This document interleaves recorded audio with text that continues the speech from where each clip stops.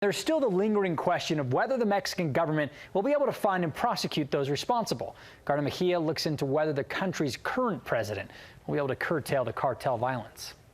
Cartel violence isn't something that the Mexican people are unfamiliar with. It's not a new thing to them. They live with this fear every single day that cartels will come into their communities, into their towns, and wreak this kind of havoc. As a matter of fact, it was the #1 issue that the Mexican people wanted answered during the last presidential election. They just voted their new president in. He came into power in December of last year, and he has a new party. He's a well-known politician, but he established a new party and had a new approach to how he was going to deal with the cartels. Instead of fighting them head on as previous presidents had done, he said he was going to fight other social ills and create social programs that would get at the root causes of this type of violence and just societal ill. He was going to have criminal justice reforms. He was going to legalize marijuana. He was going to create jobs to give people other options rather than joining a cartel. Unfortunately, these programs don't seem to be having the effect, at least not as quickly as the Mexican people had hoped for in the country. My mom is actually in Mexico right now. She was there for Day of the Dead, and she tells me that when news of this brutal ambush broke, the whole country stopped. The Mexican people stopped in complete shock that such a horrific attack could be launched against innocent women, mothers, and their 6 children.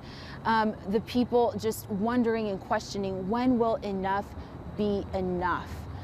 We're hearing from a Latin American studies expert here at the University of Utah, and he tells me that unfortunately for the family, for the Mexican people, that sense of justice and being able to find the killers and hold them responsible will be hard to find. He won on a campaign to reduce violence. That's Dr. Claudio Holzner from the University of Utah speaking on the new government of Andrés Manuel López Obrador. He's very popular. Mexico's new president who promised to end cartel violence. They are immensely frustrated with the violence. Embracing a new nonviolent approach to dealing with cartels. Abrazos y no balazos. But it isn't having the impact hoped for. This year, Mexico is going to break records in terms of the amount of violence and the amount of homicides that occur in the country. Violence is on the rise in Mexico, as family members of the victims have expressed. Understand that these things have happened to people throughout Mexico for years, and they've never had a voice. Cartels seem more powerful while morale in the country drops.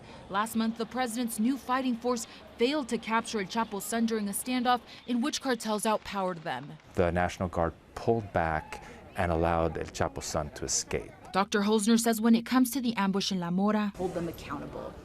No. It will be hard to see justice for the victims. About 90% of crimes go unsolved in Mexico. Family members believe it was a targeted attack. They'll stop and surround our vehicles, but then they'll see who it is and that they recognize who we are because they keep an eye on every single person. Dr. Holzner also says it's doubtful that Mexico will welcome U.S. intervention. His rejection of Trump's offer, I think, fits in with his policies that he does not want to fight the cartels head on.